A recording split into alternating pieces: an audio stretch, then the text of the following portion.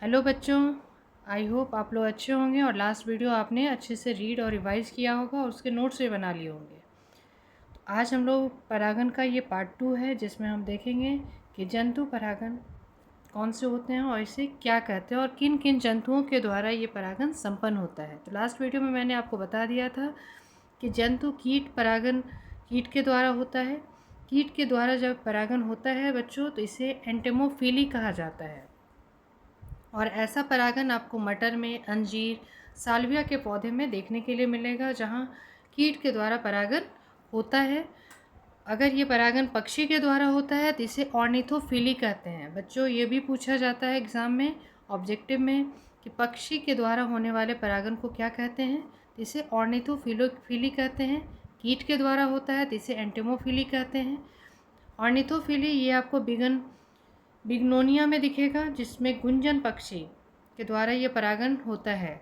ये सब एग्जाम्पल आपके एनसीईआरटी से लिया गया है क्योंकि जो आपके एग्जामिनेशन के पेपर तैयार होते हैं वो एनसीईआरटी के बुक से ही तैयार होते हैं, तो वहाँ से आपको ऑब्जेक्टिव और सब्जेक्टिव दोनों तरह के प्रश्न वहीं से तैयार करना है। और ये सारे पॉइंट मैं जो लिखवाती हूँ ये सारे पॉइंट उसको कवर भी करते हैं और एक्स्ट्रा आपको पॉइंट भी दिया जाता है।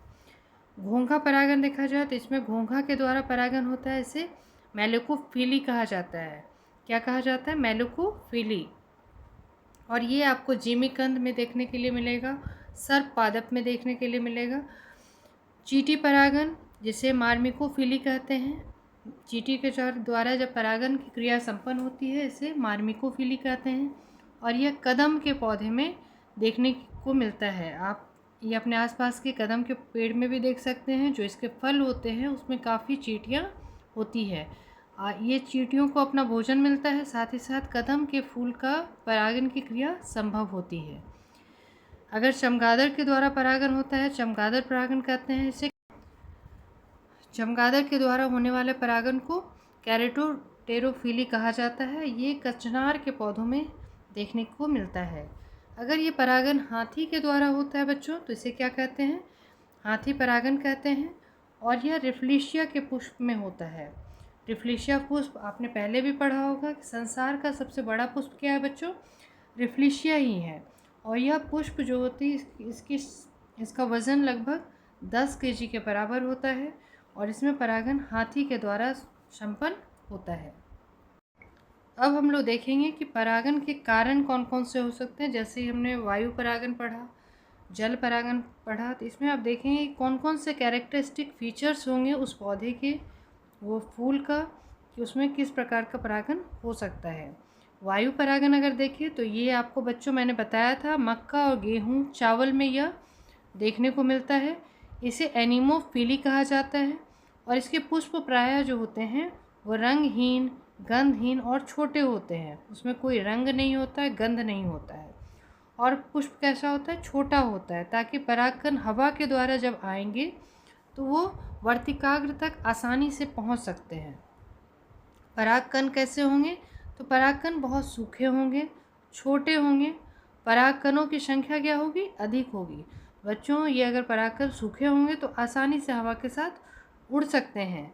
इनका आकार भी क्या होगा? छोटा होगा, हल्का होगा, ताकि यह हवा से दूसरे वर्तिकाग्र तक पहुंच सके। और इनकी संख्या भी क्या होगी बच्चों? संख्या भी परागकण की ज़्यादा होगी, क्योंकि ज़रूरी नहीं है कि वो परागकण उस पुष्प पर ही पहुँचे जिस पुष्प से उसका परागन होना है। तो इसमें परागकण जो होते हैं काफ़ी बर्बाद भी हो जाते हैं। कुछ ही परागकण सही वर्तिकाग्र तक पहुँच पाते हैं। और जिस पुष्प में वर्तिका द्वारा अगर परागन हो रहा है तो उस वर्तिका का साइज क्या होगा? लंबा होगा। वो वर्तिका लंबी होगी और पंखदार होगी। वर्तिकाग्र कैसा होगा? चिपचिपा होगा। परागकण सूखे होंगे, वर्तिकाग्र चिपचिपा होगा, तब ये परागकण क्या होंगे? हवा से वर्तिकाग्र तक पहुंचने पर वो चिपक जाएंगे, फिर वो आसानी से वहाँ परागन की क्रिया हो जाएगी। इसमें अंडाशय प्रायः क्या देखा जाता है? एक ही अंडाशय पाया जाता है। अगर देखें दूसरा हमारा है जल परागन, जिसे हाइड्रोफिली भी कहा जाता है। जल के द्वारा होने वाले परागन को हम क्या कहते हैं? हाइड्रोफिली कहते हैं।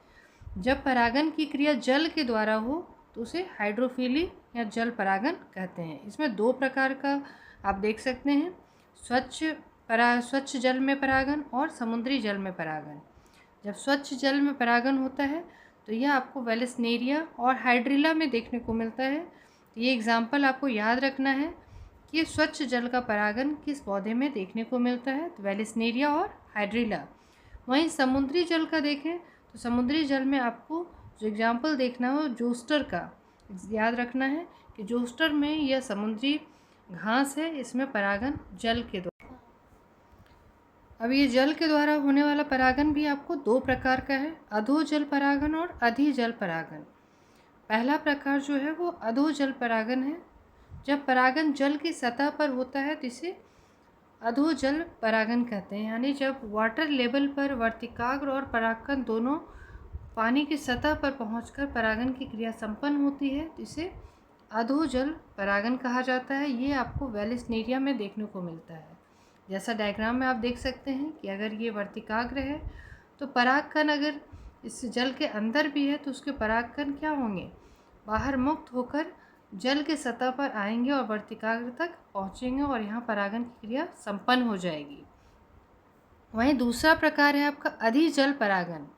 अधिजल परागन जब जल के भीतर परागन हो। बच्चों आपको दोनों में अंतर भी समझना है। अधोजल हुआ सतह पर होगी, अधिजल हुआ जब जल के भीतर परागन होगा।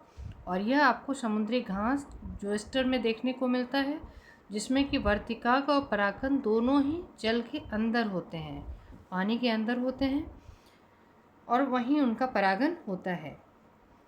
अब देखते हैं जलीय पादप, जिसमें परागन कुछ अलग अलग तरह के होते हैं। कीटों के द्वारा जलीय पादप है। कीटों के द्वारा जब परागन होता है तो वाटर हाइसिंथ, वाटर लिली, इसमें कीट के द्वारा हो सकता है, वायु के द्वारा हो सकता है। ये जलीय पौधे हैं लेकिन इसमें जल के द्वारा परागन नहीं हो रहा है बल्कि कीट के द्वारा हो रहा है, वायु के द्वारा हो रहा है। तो वाटर हाइसिंथ और वाटर लिली में इस तरह का आपको देखने को मिलेगा। अगला जब कीट द्वारा परागन होता है इसे एंटोमोफिली कहा जाता है। और इसमें जो कीट होंगे वो कीट के द्वारा परागन होता है और पुष्प जो होंगे वो रंगीन होने चाहिए, गंध युक्त होना चाहिए, मकरंद यानी उसमें हनी होना चाहिए और आकर्षित होना चाहिए। ये सारे गुण जो होंगे कीट के द्वारा परागित होने के लिए पुष्प में होना आवश्यक है। पुष्प रंगीन होंगे तो कीट क्या होंगे, उनके अलग अलग कलर और रंगों को देखकर वो क्या होते हैं, कीट आकर्षित होते हैं।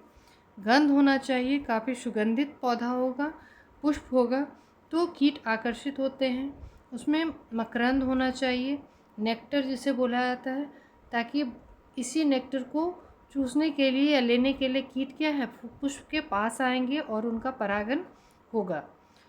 पुष्प आकर्षित होना चाहिए।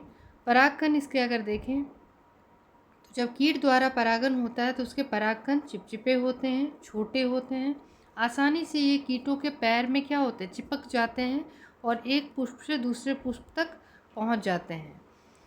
वर्तिकाग्र ऐसे पुष्पों में वर्तिकाग्र भी कैसा होता है, चिपचिपा होता है, परागकण भी चिपचिपे होते हैं और जैसे ही भी आप वर्तिकाग्र के संपर्क में आता है परागकण चिपक जाते हैं। ऐसा परागन आपको मधुमक्खी के द्वारा परागन किया जाता है, तितली के द्वारा किया जाता है। मधुमक्खी और तितली के द्वारा सबसे ज़्यादा परागन किया जाता है, जिसमें कि पुष्प हो सकते हैं। सूर्यमुखी का फूल पुष्प में कीट के द्वारा होता है, गुलाब में, अड़हुल में, इन सब फूलों में कीट के द्वारा परागन होता है। चमगादड़ के द्वारा परागन कैरोप्टेरोफिली, ये कदम में, गोरख इमली में। और इसके पुष्प कैसे होते हैं, इसके पुष्प रंगहीन और गंधहीन होते हैं। ठीक है, अगर आप एक एग्जाम्पल देखें, ये सब पॉइंट्स आपको पूछे जाते हैं एग्ज़ाम में। एमोर्फोफिलस प्लांट, ये 6 फुट का ऊंचा प्लांट होता है जिसमें कीट क्या होते हैं, अंडे देने के लिए सुरक्षित जगह मानकर उसमें अंडे देते हैं, क्योंकि ये पुष्प 6 फुट का बड़ा होता है।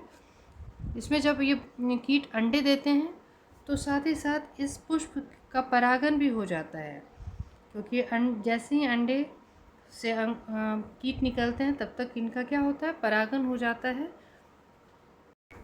उसी तरह सलभ व यूका पादप में सहसंबंध आपको पूछा जाता है कि शलभ व यूका पादप में किस प्रकार सहसंबंध है। तो शलभ जो होते हैं ये जीव अपने अंडे पुष्प के अंडाशय के कोष्ठक में देती है तथा इसके बदले में शलभ द्वारा परागन हो जाता है। शलभ जो है वो यूका पौधे में अंडे देती है, जिससे कि वहाँ अंडा उसका क्या रहता है, सुरक्षित रहता है, किसी प्रकार का कोई नुकसान नहीं होता है।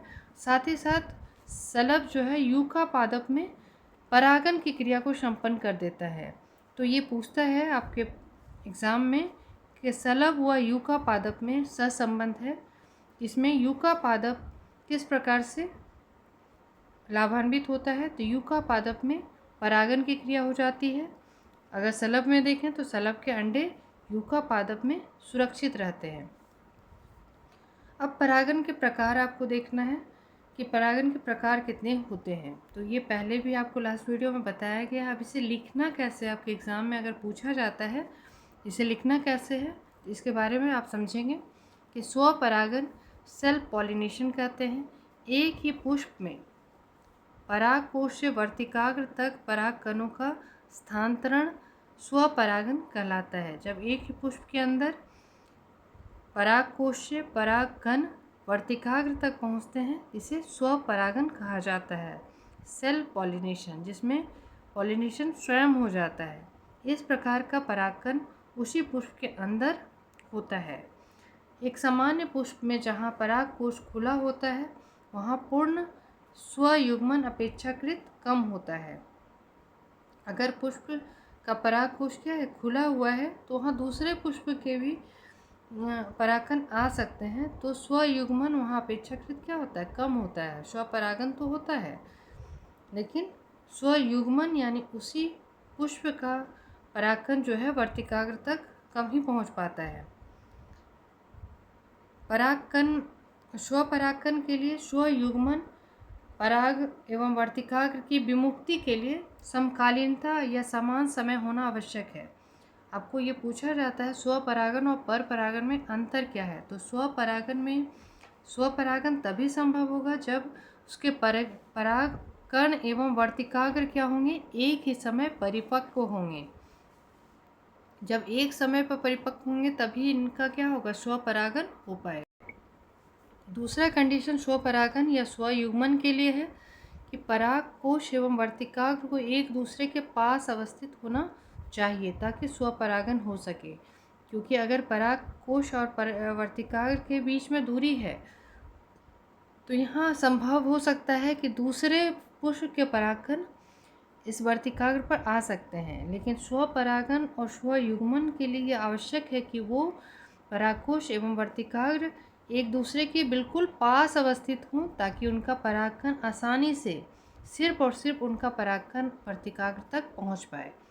अगर कुछ पौधे की बात करें, जैसे वायोला है, इसको सामान्य पानसी कहा जाता है, ऑक्जेलिस है तथा कोमेलिना है जिसको कनकोवा भी प्लांट कहा जाता है, कोमेलिना, इन सब में स्वपरागन होता है। तो आपको एग्जाम्पल के साथ एग्ज़ाम में पूछा जाता है वायोला में कौन सा परागन होता है, ऑक्जेलिस में कौन सा परागन होता है, कोमेलिना में कौन सा होता है। तो इन तीनों में क्या होता है बच्चों,